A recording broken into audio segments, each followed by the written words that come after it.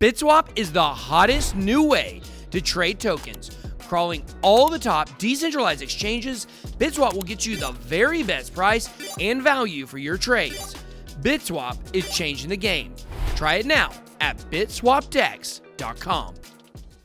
Welcome to Rice TVX.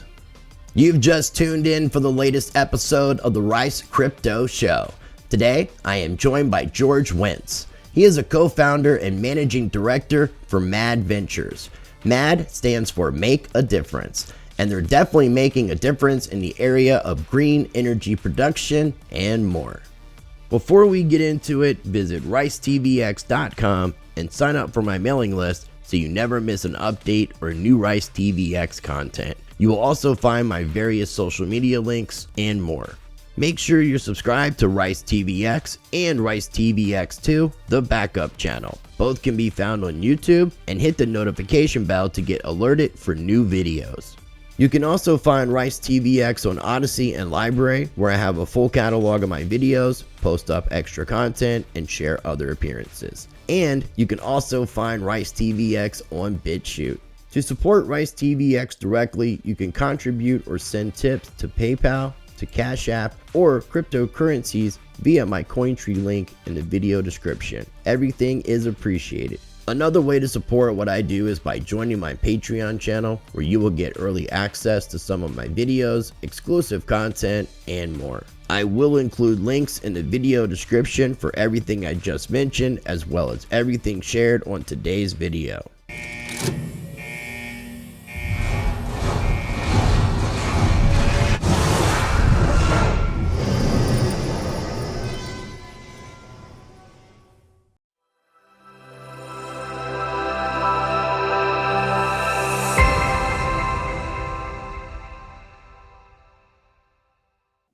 All right, ladies and gentlemen, joining me on today's show is George Wentz. He is the co-founder and managing director of MAD Ventures, and that stands for Make a Difference Ventures.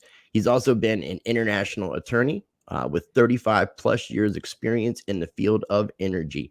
George, I appreciate you coming on today's show. How are you doing today? I'm doing really well, Chris. It's great to see you. Thanks for having me. Well, thank you for coming on, and I definitely have to thank Crypty Girl, who's involved with MAD, for setting up this interview and connecting us. So I'm looking forward to getting to meet you and learning more about what MAD's all about. Well, thank you so much, and we love Crypty Girl. She's good people. She's been on the show before, and she'll definitely be on the show again. That's great. So if you don't mind, George, before we talk about what MAD Ventures is and what you guys are doing, do you mind giving a little bit of background as to who you are? Yeah, I grew up on the East Coast. I was born in Baltimore, grew up outside of Baltimore, between Baltimore and Washington, D.C. And I got interested in law as a young man. I went to Georgetown Law School, and then I went from there into the energy field. I moved down to New Orleans. I did a lot of offshore exploration and production type energy, transportation, pipelines. I've represented pretty much in some way or another every major oil company and gas company out there over the years. I did a lot of failures. I represented Lloyd's of London, the largest insurance consortium in the world, in massive international litigations that they were involved in. So I traveled all over the world. I've pretty much been everywhere. I know I sound like Johnny Cash, but I've been everywhere, man. And I really have. And I've done projects, in the China, Russia, all over the place. So as I got older, I got out of litigation and I got into standing up infrastructure in the energy field. And every time that we would do this, we would try to get cleaner and cleaner and cleaner.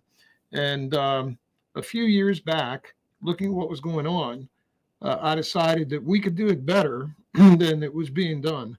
And that was really the genesis of MAD. I took all the folks that I knew from the energy field and all the work I'd done in the energy field, put them together into a room and said, let's solve this problem.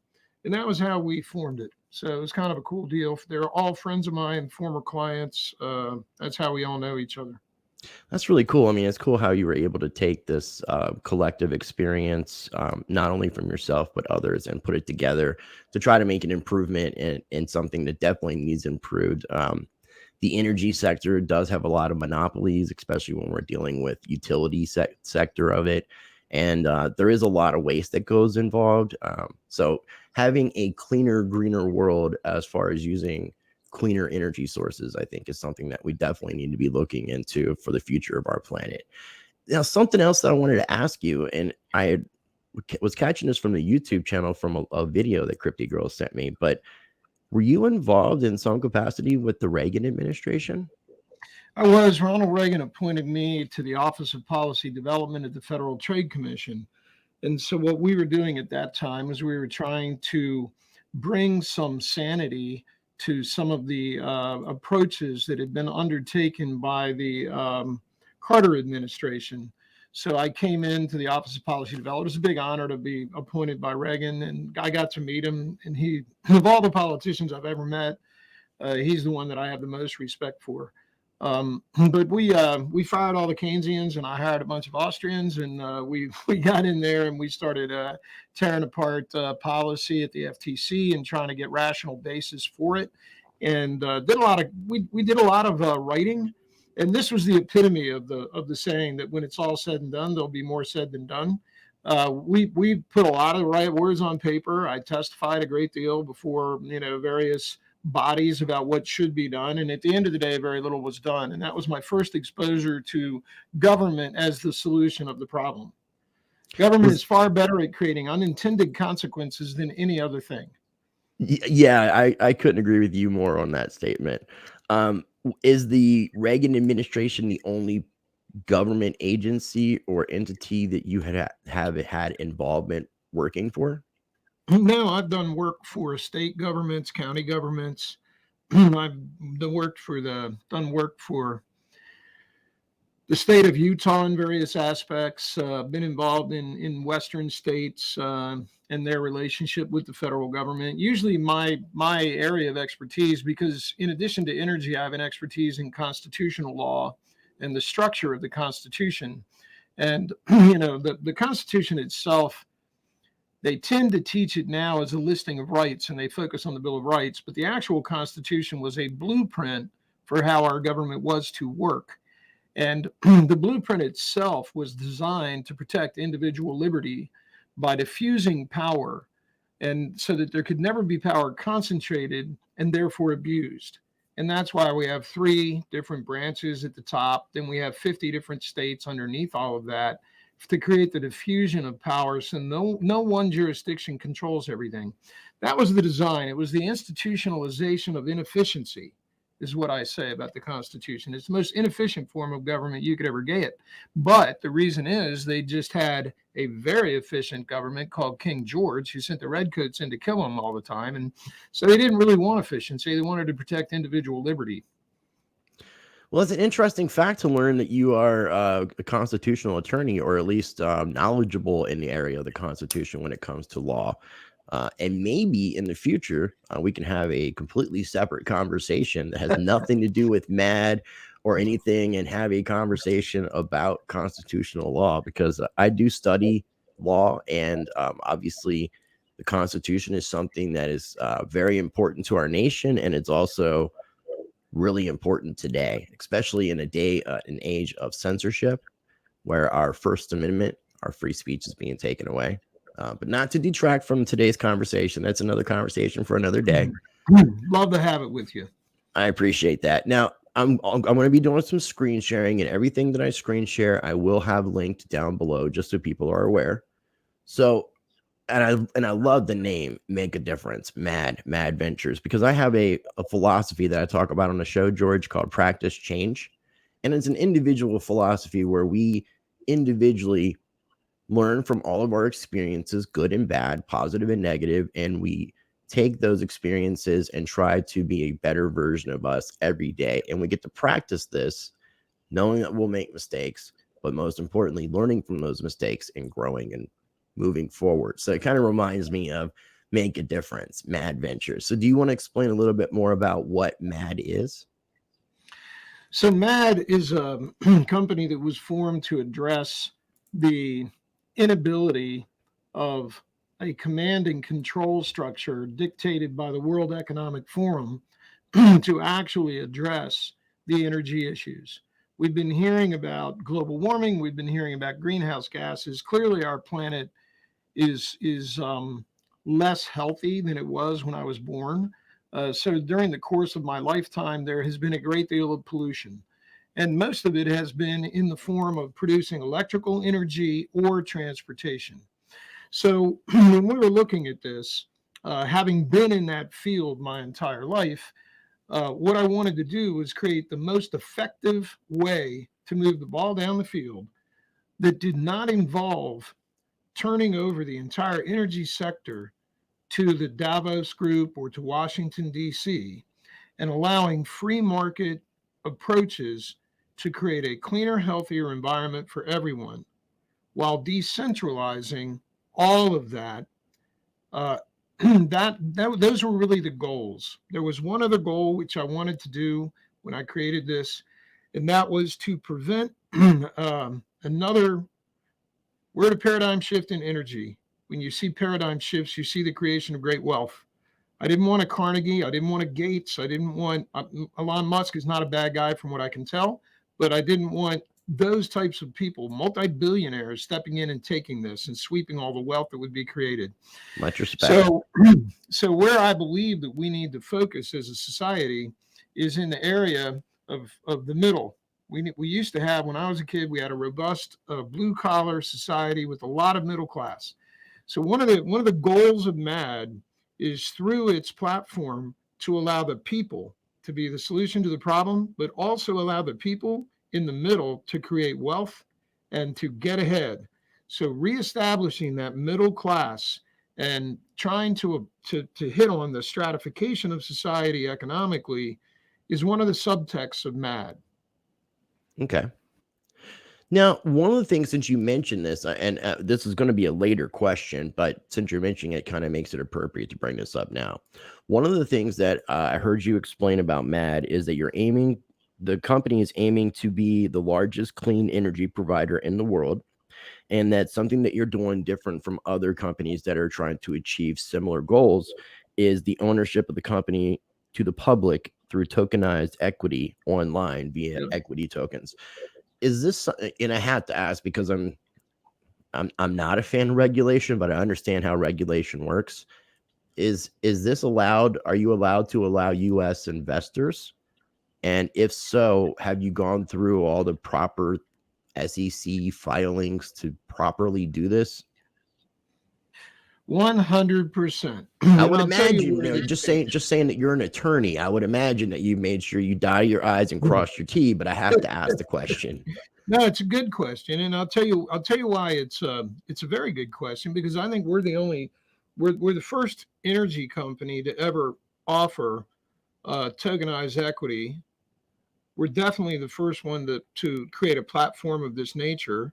We're only the third company in the world that has ever done this, tokenized equity. So the reason that we could do it is because the Jobs Act of 2016, which allowed, it had provisions in it, which did away with what's known as an anti-solicitation rule. It used to be that if I wanted to attract equity to a startup, I had to go and find accredited investors.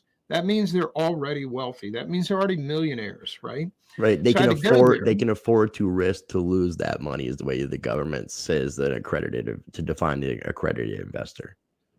That's the way the nanny state looks at it. You could look at it as if, hey man, let's keep all the wealth in our little club, right? So what I felt it did was it prevented guys like me that grew up in a blue collar, community from ever really getting the opportunities that all the fat cats got. So I was I raised a lot of money, even when the anti-solicitation rules were in, by going to a golf club, sitting at the bar.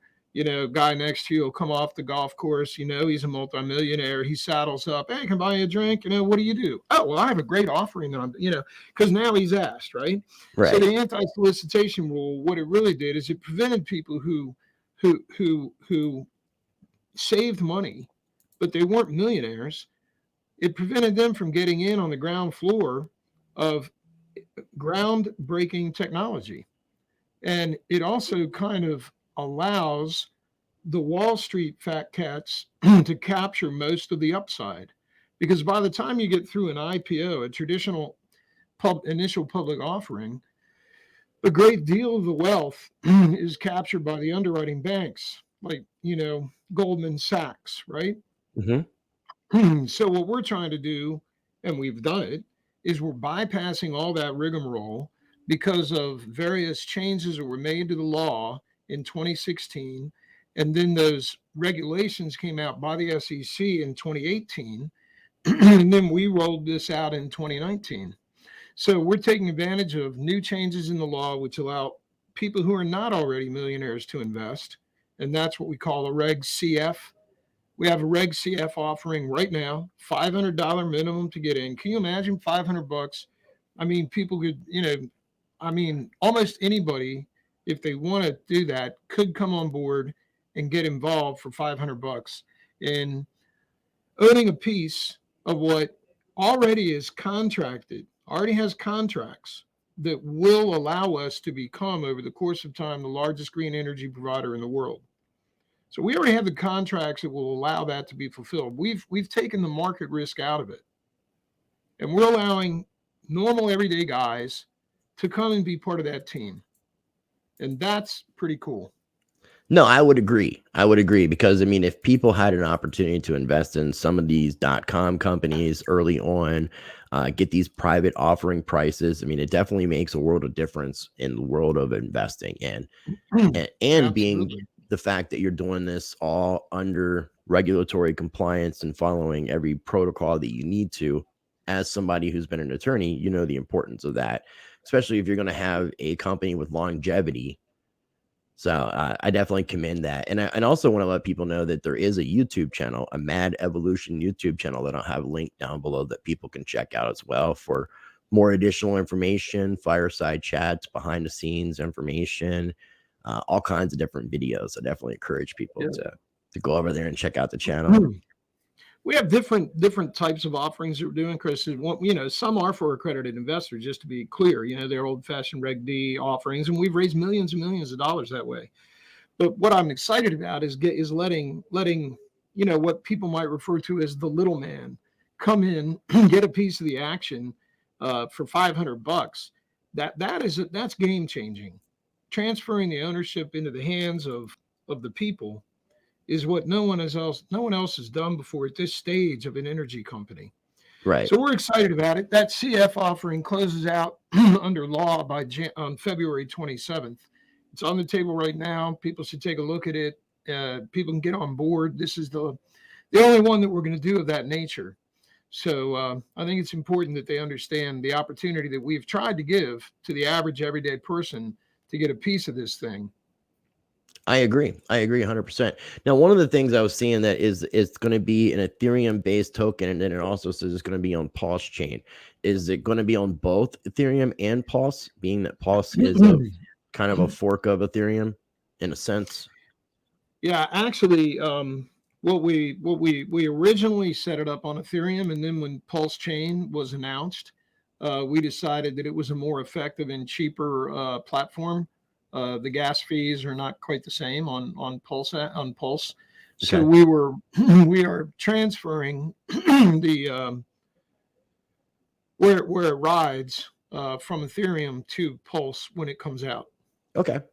That makes sense. That definitely makes sense. And I definitely need to get Richard Hart back on the show so I can get a little bit of updates on what's going on with Pulse and such. But from a fee standpoint, it definitely makes sense. And one of the things I wanted to ask in regards to aiming to be the largest clean energy provider in the world, what are some of the technologies that Mad Ventures is looking into utilizing to be able to accomplish such a feat? Well, one of them, first of all, the reason that I say that we will be the largest green energy provider in the world, the clean energy provider, is because we have a contract with a company that is rolling out next generation data centers. And we bid on this and we won the contract to provide all of that energy. And they are standing up a large number of data centers throughout the world. And by the time that we fulfill that contract, which we have. So I want to emphasize that this is not something that I'm thinking about, or this is not some future development. We bid it and we won it. 100% of the board of directors went with our proposal. And therefore, we will be providing um, gigawatts of energy throughout the world to next generation, more efficient data centers that are, that's a big deal for a company like us. Mm-hmm. So when we fulfill that contract, which will probably take 5 to 7 years, when we have fulfilled that, no one else will be providing more clean energy than we will be. And that's already contracted for. That's interesting. That's definitely interesting. One of the things that I heard you mention in one of the snippet videos that I've seen was talking about energy being transferred wirelessly, where you could take energy from one state in the United States and transfer it to another nation, like somewhere in Africa, for example. Can you share a little bit more information about that? Yeah, there's a couple of fellows that worked at the Pentagon for a long, long time named the Coram brothers. And they were interested. They did a lot of the development at the Pentagon, probably that we can't speak of, that had to do with the field of electromagnetics. So they were the leading experts in electromagnetics in the United States.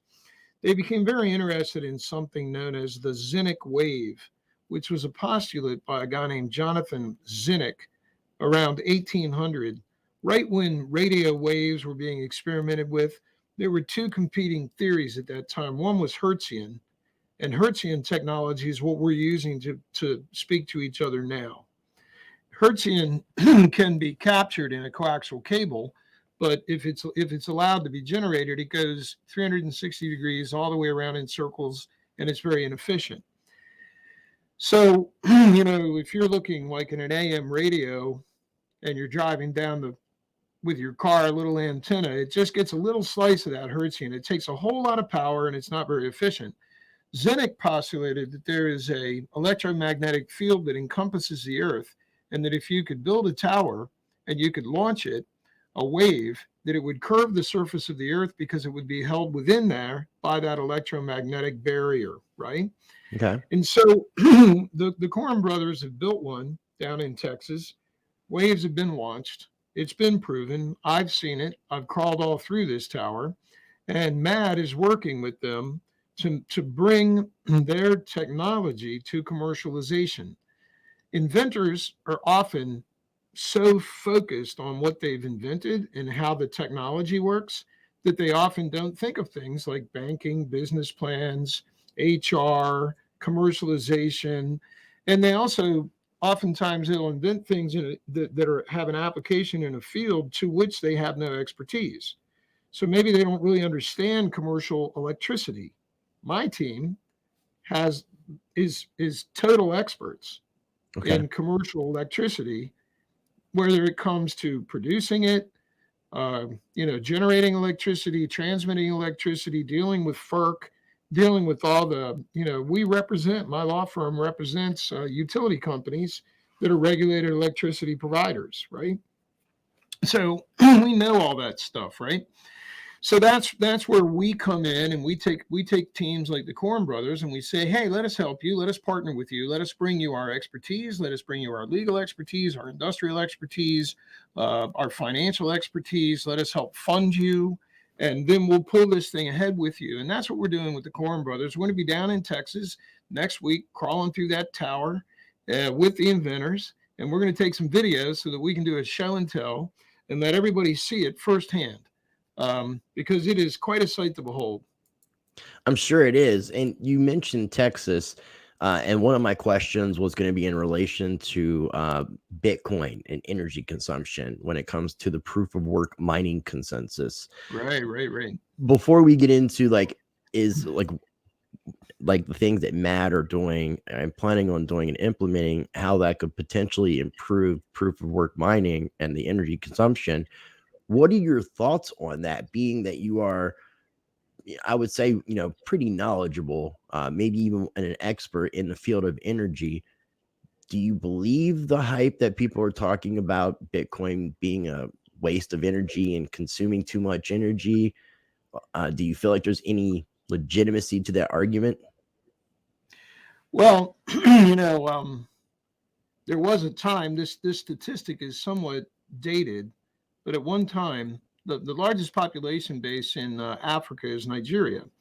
And there was a time when Bitcoin mining alone consumed more electricity than the entire nation of Nigeria. And given that what we're doing is the proof of work, it's always concerned me that the proof of work creates this system whereby the stronger and the more powerful and the supercomputer, which is also the most energy consuming computer, is the one that wins and gets the coin, right?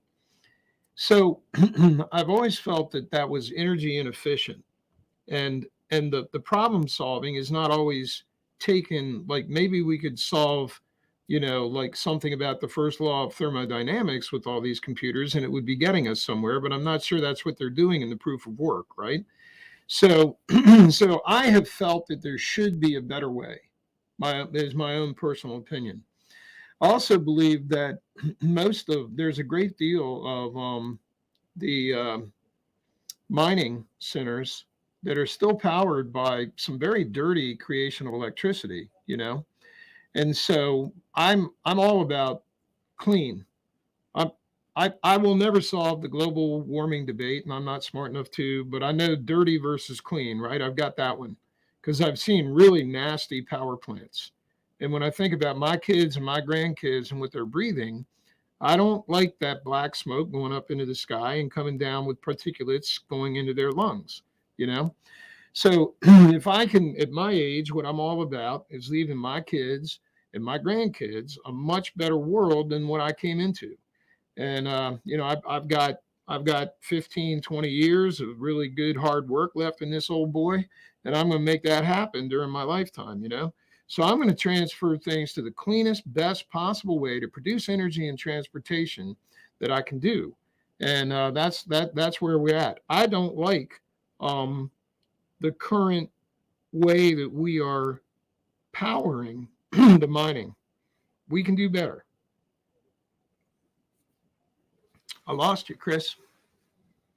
It's because I muted myself and didn't realize that I didn't unmute myself.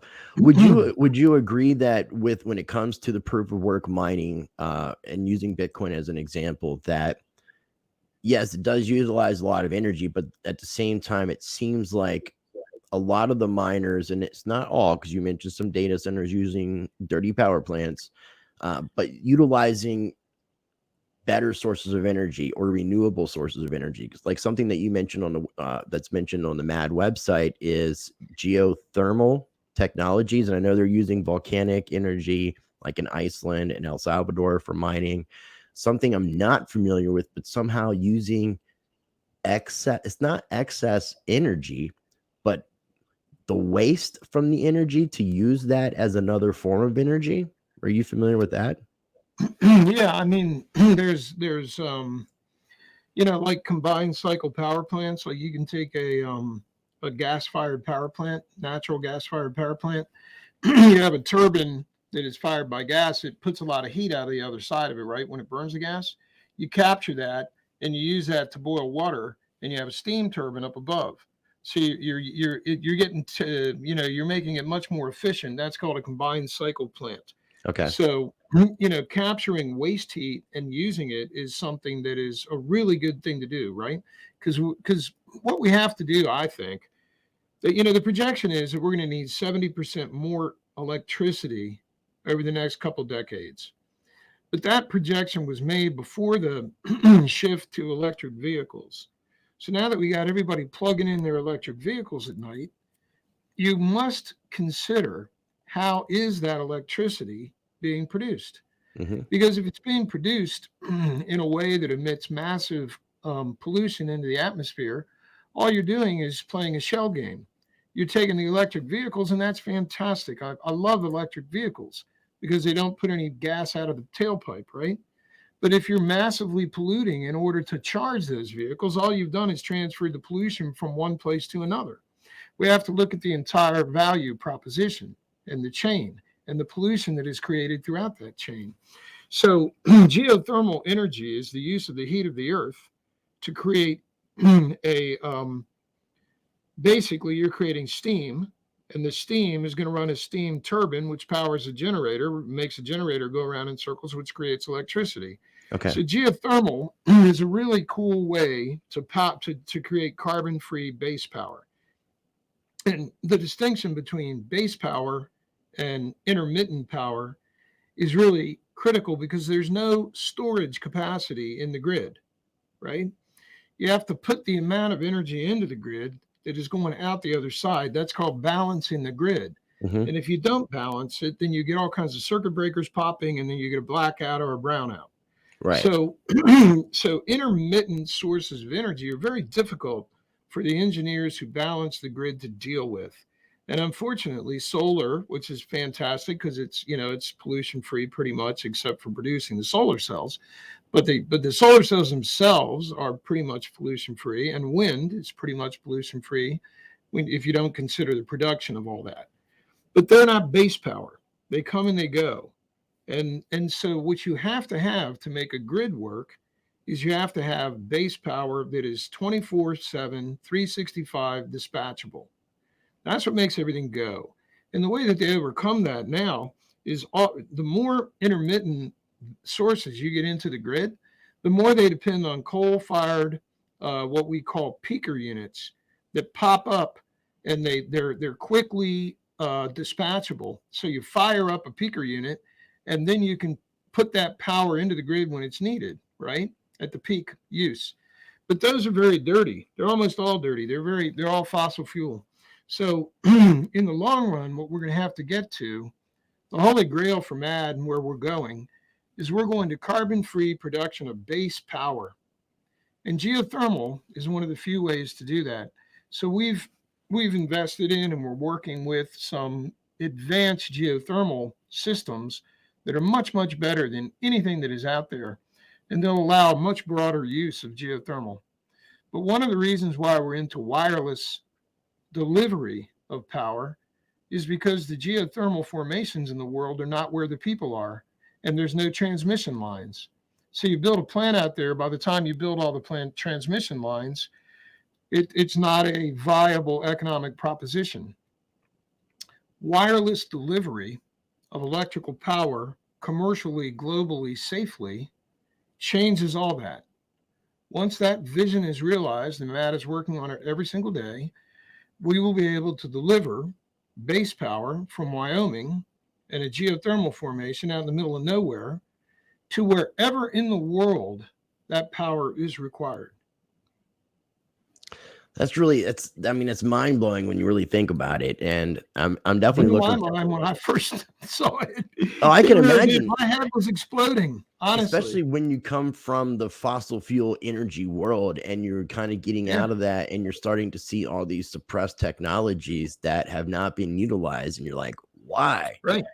So, right. I really appreciate what, the vision of what Mad Ventures is trying to do with making a difference.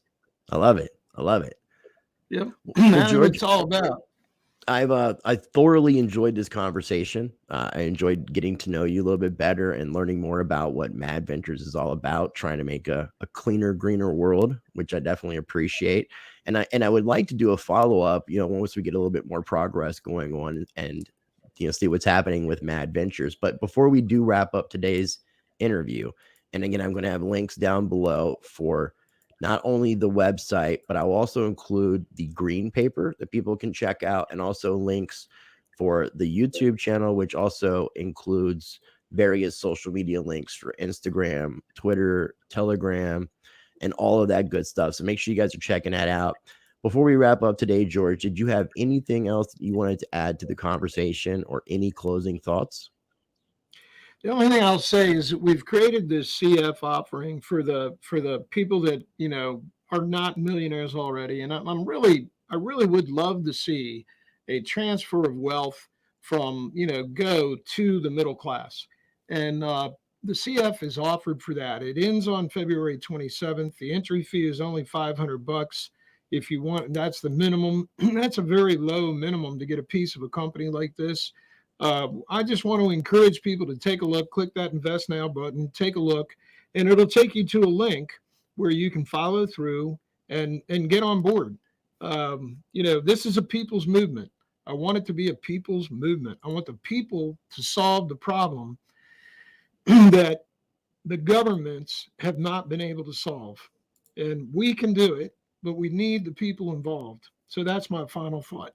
Okay. No, I love it. I love it. And it's looks like you can do this with 5 simple steps, and I will include a link for the invest tab as well. But if you just go to mad.energy and click on the invest tab, you'll get all the information there from a retail perspective, accredited investor, and institutional perspective as well.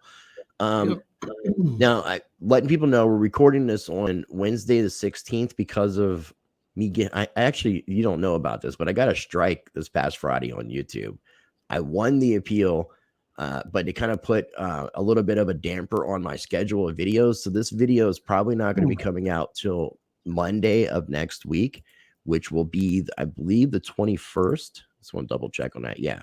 So the 21st, if I'm not able to get it out Saturday the 19th, it'll be Monday the 21st, which means if you're watching this video on Monday or after, you've got a good week to get involved, because the 27th would be the last Sunday of February, which is 8 days away from the time that this video should be coming out at the latest. So I want people to take note of that. It's very important to give people all the details and information, George. Thank you so much. I appreciate it. And well, thank it's really you again. Been great to talk to you. If you can bear with me 1 second, I'm just going to wrap up things and stop recording. Ladies and gentlemen, again, I will have links down below for everything we shared on today's video. And I definitely encourage you to make sure you're checking out mad.energy, as well as the green paper, the YouTube channel, and the various social media sites, which will be linked in the video description. If this is your first time ever watching any of my videos, I would encourage you to check out and explore my channel. Make sure you subscribe. If you hit the notification bell, sometimes YouTube will alert you when my videos come out. And I will leave you with this: be blessed, be the change, practice change.